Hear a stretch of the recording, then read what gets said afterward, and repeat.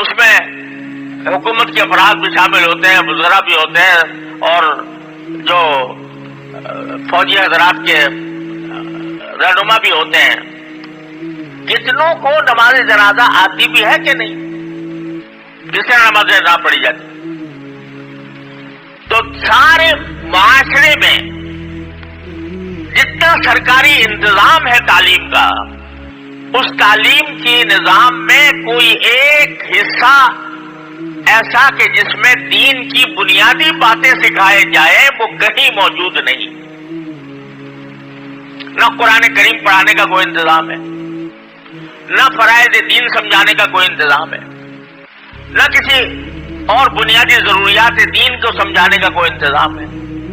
اسلامیات کا 1 گھنٹہ بے شک ہے، لیکن اسلامیات کے گھنٹے میں کچھ مجمل باتیں، اجمالی باتیں بتا دی جاتی ہیں، اور وہ بھی طالب علم اس کو غیر اہم سمجھ کر کہ یہ بیکار کا گھنٹہ ہے، لہذا اس کی طرف توجہ بھی نہیں دیتے، اور اس کی وجہ سے امتحان کے نمبروں پر بھی کوئی فرق نہیں پڑتا. یہ حالت ہے ہمارے یہاں تعلیم. تو بتاؤ کہ اس ملک میں اگر مسجدیں آباد ہیں، اگر اس ملک میں نمازیں پڑھی جا رہی ہیں، اگر اس ملک میں دین کا کوئی کلمہ بلند کیا جا رہا ہے، تو وہ کون سی مخلوق ہے جو یہ کام کر رہی ہے؟ وہ صرف ان مدرسوں کے اندر پڑھنے والے لوگوں اور پڑھ کر فارغ ہونے والے لوگوں کے دم سے اس ملک میں یہ ابھی تک دین زندہ ہے، الحمدللہ. ورنہ کوئی نہیں ہے اس دین کے علم کی حفاظت کرنے والا، کوئی پورے ملک میں کوئی ادارہ نہیں ہے سوائے ان مدرسوں کے جو قومی خزانے پر 1 پیسے کا بوجھ ڈالے بغیر وہاں اربوں خرچ ہو رہے ہیں، اور اربوں خرچ ہونے کے باوجود ایسے لوگ تیار نہیں ہو رہے کہ جو ملک کو خود کفیل بنا سکیں. ایسے لوگ تیار نہیں ہو رہے جن کے پاس یہ مہارت ہو کہ ہمارے ہاں سونے کی کان نکلی ہے تو اس کان سے سونا برآمد کرنے کا کیا طریقہ ہوتا ہے، ان کو ابھی تک یہ پتا نہیں. لہذا غیر ملکوں سے معاہدے کرنے پر مجبور ہیں کہ ہماری کان ہے، تم نکالو، 50% سونا تمہارا ہوگا، 50 ہمارا ہوگا. اتنی یونیورسٹیاں قائم ہونے کے باوجود، اتنا اربوں روپیہ خرچ کرنے کے باوجود ابھی تک ہم یہ مہارت حاصل نہیں کر سکے ان یونیورسٹیوں کے ذریعے جس سے ہم اپنا سونا خود نکال سکیں. پیٹرول نکل رہا ہے، سونا نکل رہا ہے، لیکن ہم خود اس قابل نہیں ہیں کہ وہ سونا ہم خود نکال کر اپنے ملک پر خرچ کر سکیں. بلکہ اتنی بڑی دولت، سونے کی اتنی بڑی دولت، اس کا 50% حصہ باہر کی کمپنی کو دینے پر مجبور ہے کہ تم نکالو آ کر، ہمیں نہیں آتا سونا کیسے نکالا جاتا ہے، تم آ کر نکالو، اور نکال کر جتنا سونا نکلے گا آدھا تمہارا ہوگا، آدھا ہمارا ہوگا. آپ یہ سمجھیے کہ ریکارڈنگ کا جو منصوبہ شروع ہوا ہے سونے کا، تو یہ ایسا ہے کہ اگر پورا سونا مکمل اگر ملک کو مل جائے تو ہمارے ہاتھ سے بھیک کا پیالہ ختم ہو جائے. لیکن ہم نے ابھی تک اس سارے نظام تعلیم کے اتنے زور و شور کے باوجود ایسے لوگ تیار نہیں کیے جو سونے کی کان سے سونا نکالنے کے قابل ہوں.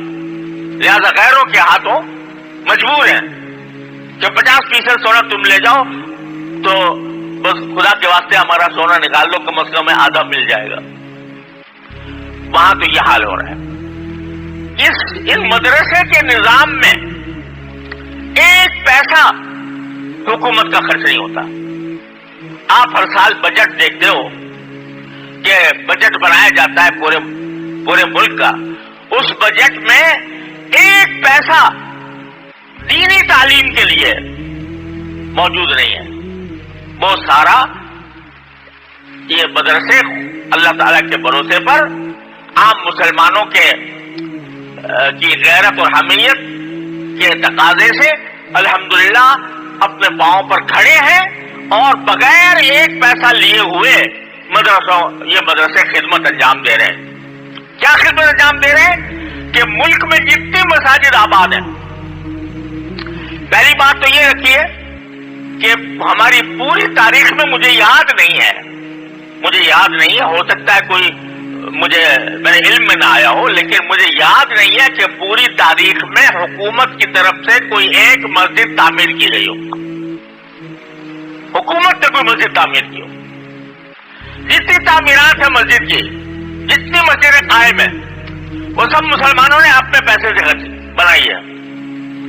پھر ان مسجدوں کو آباد کرنے کے لیے، ان میں نمازیں پڑھانے کے لیے، اس میں دین کی بات کی صورت میں لوگوں کو سمجھانے کے لیے کوئی ایک آدمی ایسا نہیں ہے جو کہ نئے نظام تعلیم سے نکل کر آیا ہو اور اس نے آ کر مسجد کا نظام سنبھالا ہو، مسجد کی نمازوں کا انتظام، مسجد کے اندر جمعہ کا انتظام اور جمعے کے اندر لوگوں کو دین سے باخبر کرنے کا انتظام، سب کچھ کہاں سے ہو رہا ہے؟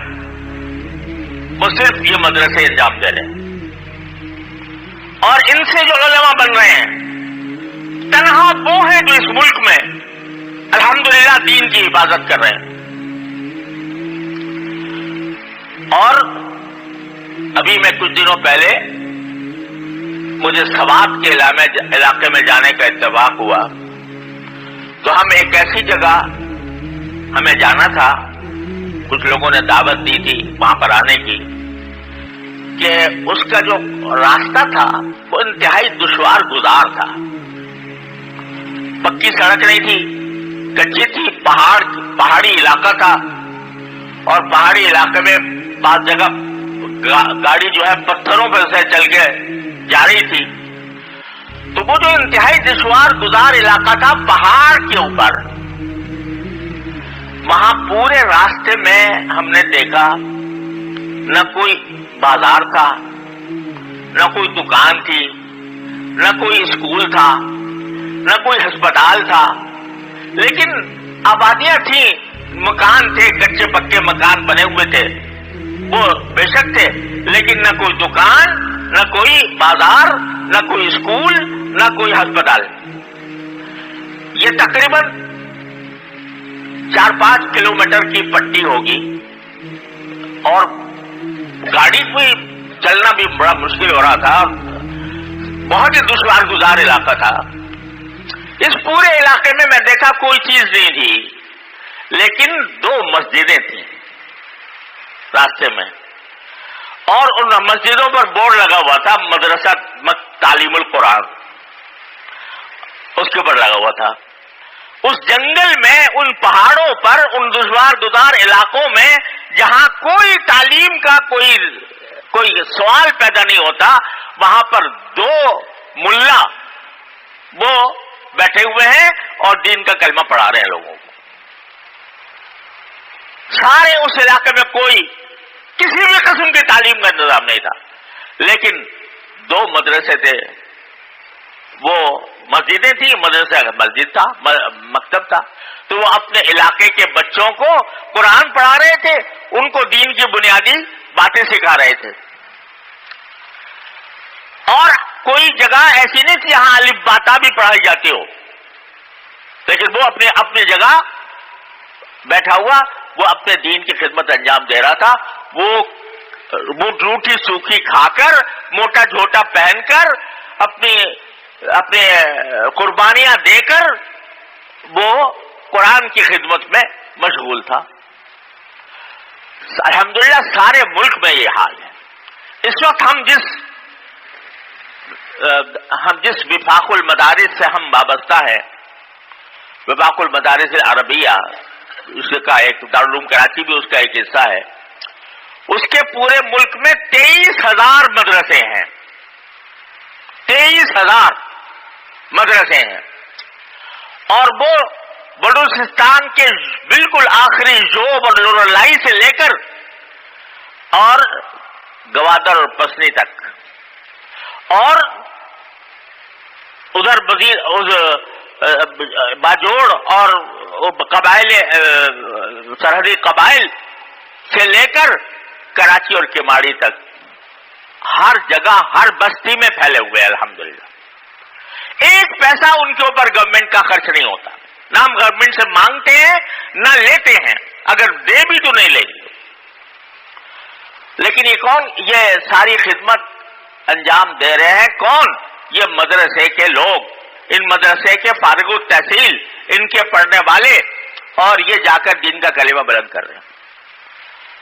ان کی قدر و قیمت اور ان کی عظمت آج دنیا والوں کے سامنے کچھ بھی نہ ہو، لیکن جب یہ دنیا ختم ہوگی، ناپائیدار زندگی ختم ہوگی اور اللہ تبارک و تعالیٰ کی بارگاہ میں پیش ہوں گے، تو انشاءاللہ ثم انشاءاللہ یہ سب سے زیادہ اونچی گردنوں والے ہوں گے۔